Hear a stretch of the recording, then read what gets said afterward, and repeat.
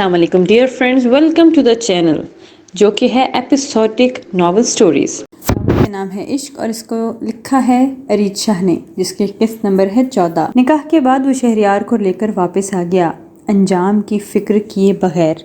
نکاح ہو چکا تھا۔ سکندر نے سوچا تھا کہ آگے دونوں کی مرضی تھی کہ وہ اس نکاح کو نبھاتے ہیں یا نہیں نبھاتے، لیکن ایک پری ذات کے ساتھ ساری زندگی گزارنا شہریار کے بس میں نہیں تھا، وہ بھی عمر میں وہ اس سے 4 سال بڑی تھی۔ لیکن پریوں کو عمر سے کیا واسطہ، یہ بات ان بزرگوں نے پہلے ہی بتا دی تھی۔ سکندر شہریار کو لے کر واپس آ گیا۔ شہریار اب بالکل عام بچوں کی طرح تھا، ہنسنا، کھیلنا، ضد کرنا، بالکل عام بچوں کی طرح رہنا۔ اس نکاح کے بارے میں سکندر نے کسی کو کچھ نہیں بتایا تھا اور نہ ہی بتانے کا ارادہ رکھتا تھا، کیونکہ ان بزرگوں نے کہا تھا کہ جب ساریسا اس نکاح کو سمجھے گی وہ شہریار کو ہمیشہ کے لیے اپنے ساتھ لے جائے گی، اور یہ بات انہوں نے نکاح سے پہلے نہیں بلکہ نکاح کے بعد بتائی تھی۔ اور سکندر اپنے بیٹے کو کھونے کے بارے میں سوچ بھی نہیں سکتا تھا، اسی لیے اس نے اس نکاح کی بات کو چھپا دیا۔ اگر پریام اس کا کچھ بھی نہیں بگاڑ پائی تھی تو اسے نہیں لگنا کہ ایک چھوٹی سی بچی سے کچھ کہہ سکتی ہے، اور یہی اس کی سب سے بڑی غلط فہمی تھی۔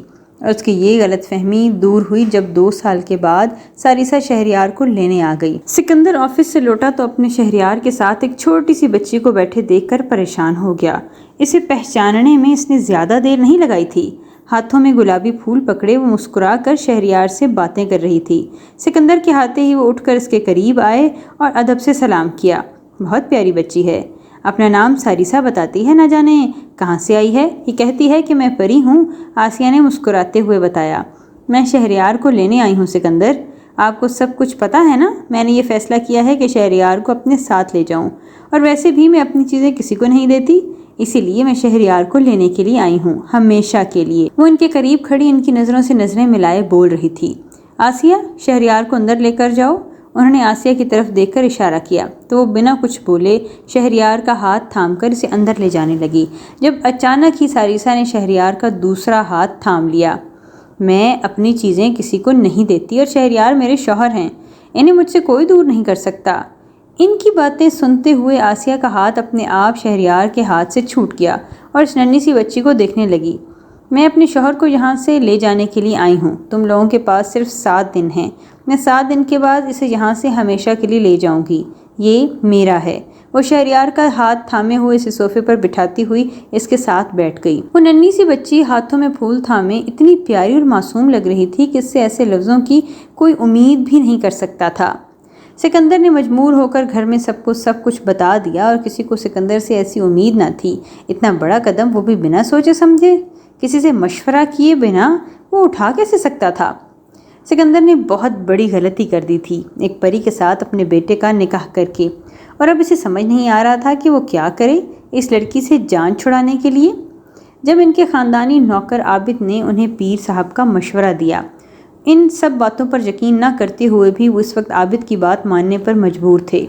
ساریسا سائے کی طرح شہریار کے ساتھ رہتی تھی، وہ اس ساتھ رہتی تھی تو ماں کو بھی اس کے قریب پھٹکنے نہ دیتی تھی۔ یہ ان کی پریوں کی نگری کا ایک رواج تھا کہ پری 7 دن تک اپنے شوہر کے گھر پر رہ کر اسے ہمیشہ کے لیے اپنے ساتھ لے جاتی ہے، اور یہی وجہ تھی کہ ساریسا یہاں 7 دن رہنے آئی تھی۔ 7 دنوں کے لیے اس نے شہریار کو ان سے بہت دور کر دیا تھا۔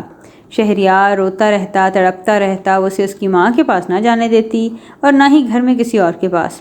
اگر ان لوگوں میں سے کوئی اس کے پاس جاتا تو اپنی جادوئی طاقت کا استعمال کرتے ہوئے ان کے ساتھ برا سلوک کرتی۔ گھر کے مالک تو مالک، نوکر بھی اس چھوٹی سی بچی سے ڈرے سہمنے رہنے لگے تھے۔ گھر میں سب لوگ بہت پریشان تھے، اور پریشانی کی وجہ تھی ساریسا، جو شہریار کو ایک سیکنڈ کے لیے خود سے دور نہیں کر رہی تھی۔ یہاں تک کہ اس کا سخت رویہ دیکھتے ہوئے آسیہ پھوٹ پھوٹ کر رونے لگی، جس پر بابا جان کو بہت غصہ آنے لگا۔ انہوں نے اپنا غصہ نکالتے ہوئے ایک بار نہیں سوچا کہ اس کا کیا انجام ہوگا، اور بنا سوچے سمجھے ساریسا کو بہت سارا ڈالتا اور زبردستی شہریار کو اٹھا کر اس کی گود میں ڈال دیا۔ لیکن اس کے بعد وہ اپنے انجام سے بے خبر تھے۔ وہ عجیب نظروں سے انہیں دیکھتی واپس وہاں کرسی پر بیٹھی، اور اس کے چہرے سے اس کے غصے کا اندازہ لگانا زیادہ مشکل نہ تھا، لیکن اس وقت تو بہت کچھ نہیں بولی۔ رات 2 بجے کا وقت تھا، تقریباً سبھی لوگ سو گئے تھے۔ شہریار آج اپنی ماں کے پاس تھا۔ صبح پیر صاحب یہاں آنے والے تھے، وہی سب کو کوئی حل نکال کر دیکھنے والے تھے، اس لیے گھر کے سبھی افراد کل صبح ہونے کا انتظار کر رہے تھے۔ ان دنوں وہ سبھی پر بہت پریشان ہو چکے تھے۔ رات کے اندھیرے گہرے ہوئے تو باہر سے عابد بیوی چیختے چلانے کی آوازیں آنے لگی۔ پریشانی حد سے سوار تھی اور کوئی بھی سو نہیں رہا تھا۔ نوکرانی کی آواز سنتے ہی سب لوگ باہر آئے پر کہیں بھی عابد کی بیوی نظر نہ آئی۔ وہ تیزی سے بھاگ کر گھر سے باہر نکلے تو سامنے بڑے سے درخت پر اس کی گردن لٹکی ہوئی تھی، جس کے ہاتھ کاٹے دور پھیڑے تھے اور جسم وہی زمین پر پڑا تھا۔ آج دوپہر میں جب بابا جان اسے ڈانٹ رہے تھے تب یہی نوکرانی مسکرا رہی تھی اور ان کے جاتے ہی اس نے کہا تھا، بڑی آئی پری، اور اس سے ساریسی نے اسے دیکھا تھا۔ طے حد غصہ تو پھر اس کا شاید یہی انجام ہونا تھا۔ ساریسا کہاں گئی؟ کوئی نہیں، لیکن وہاں باہر نہیں تھی۔ شہریار کمرے میں اکیلا سو رہا تھا۔ یہ سوچتی آسیہ اپنے کمرے کی طرف بھاگی لیکن اپنا کمرہ بند دیکھ کر پریشان ہو گئی۔ وہ ساری رات اپنے کمرے کے باہر بیٹھی رہی لیکن اس نے دروازہ نہیں کھولا۔ صبح 6 بجے پیر صاحب گھر آ چکے تھے اور یہ بھی جانتے تھے کہ شہریار ساریسا کے پاس ہے اور اسے کسی سے بھی ملنے نہیں دے رہی، یہاں تک کہ اسے بالکل چھپا کے رکھ لیا اور 7 دن بعد اسے ہمیشہ کے لیے اپنے ساتھ لے جانے والی تھی۔ ایک قتل تو وہ کر ہی چکی تھی، اگلے قتل کے لیے بھی تیار تھی۔ وہ شہریار اور اپنے راستے میں آنے والی ہر رکاوٹ کو ختم کر دینے والی تھی۔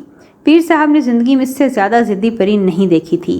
پیر صاحب نے ساریسا کو سمجھانے کی بہت کوشش کی، نہ تو اس پر ان کے عمل کا اثر ہوا اور نہ ہی ان کی باتوں کا۔ شہریار کو بچانے کا بس ایک ہی راستہ ہے اور وہ یہ ہے کہ اگر ایک پری ذات کا شوہر خود اسے کسی بات کا حکم دے تو وہ جان لٹا کر بھی اس کا حکم بجا لاتی ہیں۔ 3 دن کے بعد دنیا کی کوئی طاقت اسے روک نہیں پائے گی اور وہ شہریار کو ہمیشہ کے لیے اپنے ساتھ لے جائے گی۔ اب آگے آپ لوگوں نے کچھ ایسا کرنا ہے کہ خود شہریار اسے کوئی حکم دے کہ وہ شہریار سے دور ہو جائے وہی شہریار کی جان بھی چھوٹ سکتی ہے۔ لیکن پیر صاحب، شہریار صرف 5 سال کا ہے، وہ ان سب باتوں کو سمجھتا بھی نہیں، وہ کیسے اس پریزاد کو کوئی بھی حکم دے سکتا ہے؟ سکندر نے پریشانی سے کہا۔ سکندر صاحب، بچہ شہریار ہے، آپ لوگ نہیں، آپ لوگوں سے سمجھائیں تو آپ لوگوں کی باتوں کو سمجھے گا، بس کسی بھی طرح آپ شہریار سے اکیلے میں ملنا ہوگا۔ پیر صاحب جتنا سمجھا سکتے تھے سمجھا کر جا چکے تھے، زیادہ اور وہ ان کے لیے کچھ کر بھی نہیں سکتے تھے۔ ناول کا نام ہے عشق اور اس کے قسط نمبر ہے 15۔ اس کو لکھا ہے ارید شاہ نے۔ نہ جانے وہ کہاں جا چکی تھی۔ شہریار کو اکیلے کمرے میں دیکھ کر آسیہ کا دل چاہا کہ وہ اس کے پاس چلی جائے، لیکن اندر خوف بھی تھا کچھ کر نہ دے ان کے معصوم بچے کو۔ لیکن کچھ تو کرنا تھا، اس کا کوئی حل نہیں نکالا تھا۔ ایک راستہ پیر صاحب نے بتایا تھا، اگر وہ کامیاب ہو جائے تو وہ ہمیشہ کے لیے ان کی زندگیوں سے بہت دور جا سکتی ہے، اور یہی خطرناک ذات کو اپنے پاس رکھنا بھی نہیں چاہتے تھے۔ سچ کہتے ہیں لوگ کہ پریاں جتنی خوبصورت ہوتی ہیں اتنی ہی خطرناک ہوتی ہیں۔ ان کے گھر سے ایک فرد کی جان تو وہ لے ہی چکی تھی، نہ جانے اس کا گلا شکار اب کون ہونے والا تھا، کہیں وہ شہریار کو ہی نہ کچھ کر دے۔ یہی سوچتے ہوئے آسیہ کا دل بار بار گھبرا رہا تھا۔ پھر اپنے دل سے ہارتے ہوئے وہ آخر اس کمرے میں جا چلی تھی جہاں شہریار تھا۔ اپنی ماں کو دروازے کے پاس کھڑا دیکھتے ہیں اور وہ فوراً دور سے انسان آ کر لپٹ جاتا ہے اور پھوٹ پھوٹ کر اب شہریار رونے لگا۔ اسے خاموش کرنے لگی، اب اسے کسی بھی طرح سے بہلانا تھا، پیر صاحب کی بات پر عمل کرنا تھا۔ اگر وہ حل کامیاب ہو جاتا تو وہ ہمیشہ کے لیے ان کی زندگیوں سے چلی جاتی اور شہریار بھی آزاد ہو جاتا، اور شہریار کو اس انچاہے رشتے سے آزاد کرنے کے لیے اس لیے کچھ بھی کرنے کو وہ تیار تھی۔ سکندر کی جلد بازی میں کیا گیا فیصلہ ان کے لیے بہت غلط ثابت ہو رہا تھا۔ ساریسا بہت ضدی اور خطرناک پری تھی جو اپنی پسند کی چیز کو اس طرح سے جانے نہیں دے سکتی تھی۔ دیکھو شہریار بیٹا، ہم جو کہہ رہے ہیں تمہیں وہی کرنا ہے، میرے اچھے بچے تم کرو گے نا؟ آسیہ نے اس کا چھوٹا سا سر اپنے ہاتھوں میں لے لیتے ہوئے یقین کرنا چاہا۔ ہاں، مجھے آپ کے پاس رہنا ہے، اس کے پاس نہیں، بہت گندی ہے، وہ میری دوست نہیں ہے، مجھے ایسی فرینڈ نہیں چاہیے، مجھے آپ کے پاس نہیں آنے دیتی۔ شہریار رونے لگا۔ دیکھو میرا بیٹا، جو کہوں گی تم وہی کرو گے تو یہاں سے ہمیشہ ہمیشہ کے لیے وہ چلی جائے گی۔ ہم اس گندی بچی کو ہمیشہ کے لیے یہاں سے بھیج دیں گے۔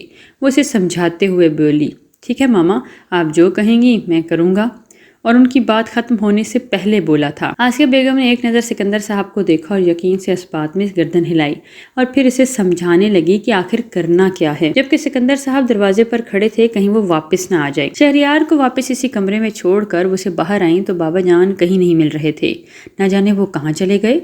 جب سے کہ پریوں کا معاملہ شروع ہوا تھا وہ گھر سے باہر نکلتے ہی نہیں تھے۔ امی جان بھی بہت پریشان تھیں، کہیں ساریسا نے تو کچھ، اگر وہ ایک نوکرانی کو صرف خود پر ہنسنے کی سزا دے سکتی ہے تو بابا نے تو اسے ڈانٹا تھا، کہیں وہ ہونے کچھ کر ہی نہ دے۔ امی جان نہ جانے بابا جان کہاں چلے گئے ہیں، میں پوری حویلی ڈھونڈ چکی ہوں، کہیں نہیں مل رہے۔ گھبراؤ مت بیٹا، یہیں کہیں ہوں گے، میں بھی نہیں ڈھونڈ رہی ہوں، امی جان بھی نہیں ڈھونڈ لیں گی۔ لیکن بہت تلاش کے بعد بھی کہیں نہ ملے۔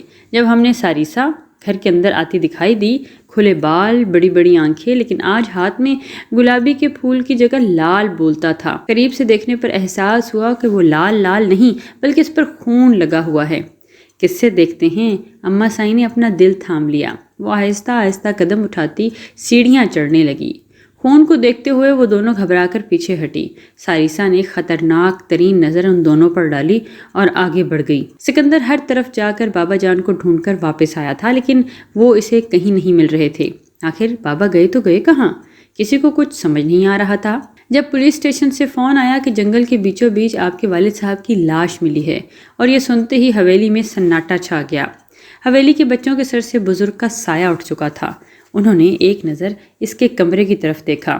سکندر یہیں رات کے وقت واپس آ رہی تھی، ہاتھ میں خون سے بھرا ہوا پھول لے کر۔ کہیں اس نے تو بابا جان کو… اپنی بات کرتے ہوئے آسیہ پھوٹ پھوٹ کر رونے لگی۔ وہ میرے شہریار کو بھی مار دے گی، وہ اسے بھی نہیں چھوڑے گی۔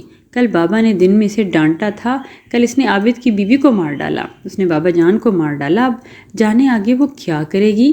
کچھ کریں سکندر، خدا کے لیے کچھ کریں، مجھ میں اور کسی کو کھونے کی ہمت نہیں ہے، آسیہ نے روتے ہوئے کہا، جبکہ اپنے شوہر کی موت پر نڈھال امی مجھ سے سیڑھیاں چڑھتی اس کمرے میں آ گئیں اور آگے پیچھے دیکھے بنا اس کے چہرے پر تھپڑ مارنے لگیں۔ بتا میرے شوہر نے تیرا کیا بگاڑا تھا؟ کیوں ان کی جان لی؟ کیوں قتل کیا ان کا؟ میں تجھے نہیں چھوڑوں گی۔ تو نے میرے شوہر کی جان لی، میں تیری جان لوں گی۔ امی غصے سے بول رہی تھی اور ساریسا خاموشی سے کھڑی ان کے تپڑ کھائے جا رہی تھی جب سکندر نے انہیں روکا۔ بس کر دی امی، یہ کوئی انسان نہیں ہے جو انسانوں کے جذبات رکھے گی، وہ ایک پری ذات ہے، اس کے لیے انسان کی جان لینا کوئی مشکل نہیں۔ وہ کیا جانے محبت کیا ہوتی ہے؟ سکندر نے نفرت سے دیکھا۔ ہاں، میں محبت کا مطلب نہیں جانتی، کیونکہ میں نے کبھی کسی سے محبت نہیں کی، میں نے تو صرف عشق کیا ہے، وہ بھی شہریار سے، اور میں اپنا عشق اپنے ساتھ لے کر جاؤں گی، اور جو میرے راستے میں آئے گا اس کا میں یہ حال کروں گی۔ ساریسا نے کہتے ہوئے دیکھتے ہی دیکھتے سب کے سامنے اپنا پھول اٹھا کر امی کے پیٹ میں دے مارا۔ تھوڑی دیر میں زمین ان کے خون سے بھر چکی تھی اور تڑپتے تڑپتے ان کی روح پرواز کر گئی۔ تم نے میری دادی کو مار ڈالا، میں تمہیں چھوڑوں گا نہیں، تم بہت بری ہو، I hate you, I hate you. Shahryar اپنے نازک ہاتھوں سے اسے مارنے لگا، جبکہ اس دوران وہ خاموشی سے سر جھکائے شاید شہریار کے غصے کا احترام کر رہی تھی۔ اپنے ماں باپ کو کھو کر سکندر نڈھال ہو چکا تھا، اب ان کے پاس اس کے علاوہ اور کوئی راستہ نہ تھا۔ انہوں نے شہریار کا ہاتھ تھام کر اسے اپنی طرف کھینچا اور شہریار کے منہ سے نکلنے والے الفاظ کچھ یہ تھے، آج سے تم اسی کمرے میں رہو گی، جب تک میں تمہیں حکم نہیں دیتا اس کمرے سے نکل نہیں سکتی۔ شہریار نے اسے حکم دیتے ہوئے بیڈ پر بیٹھنے کے لیے کہا تو ساریسا غصے سے سکندر کو دیکھا، جبکہ سکندر شہریار کا ہاتھ ہمی سے باہر لے کر جا رہا تھا۔ ان 7 دنوں کے دوران اگر ایک پری ذات کو کوئی بھی حکم اس کے شوہر کی طرف سے ملے تو وہ اسے ساری زندگی نبھاتی ہے جب تک شوہر کا حکم نہ ہو۔ اسی لیے یہ 7 دن ایک پری ذات نے بہت احتیاط سے گزاری تھی ہے، کہیں اس سے کوئی غلطی نہ ہو جائے۔ لیکن ساریسا سے بہت ساری غلطیاں ہو چکی تھیں، وہ 3 قتل کر چکی تھی، جس کی سزا یہ تھی کہ اب زندگی میں کوئی گناہ نہیں کر سکتی تھی۔ اس کے ایک اور گناہ سے اس کی ساری جادوئی طاقت اس کا ساتھ چھوڑ سکتی تھی۔ لیکن شہریار نے میں جب کب باہر آؤں گی؟ ساریسا نے پوچھا۔ جب میں کہوں گا تب ہی، میرے اولاد تم کسی کی اجازت سے اس کمرے سے باہر نہیں آ سکتی۔ لیکن آپ کو پکار تو سکتی ہوں نا، اسے جیسے اجازت چاہیے تھی۔ شہریار نے اپنے باپ کو دیکھا جو اس کا ہاتھ تھامنے اس سے اور اپنی ماں اور بیوی کو کمرے سے باہر نکال کر دروازہ بند کر رہا تھا۔ اس نے دروازے پر کوئی بڑا سا تالا لگایا اور پھر بیڑیاں لگانے لگا تاکہ یہ دروازہ ہمیشہ ہمیشہ کے لیے بند ہو جائے۔ لیکن اس کمرے سے سسکیوں کی آواز پچھلے 22 سال سے آ رہی تھی۔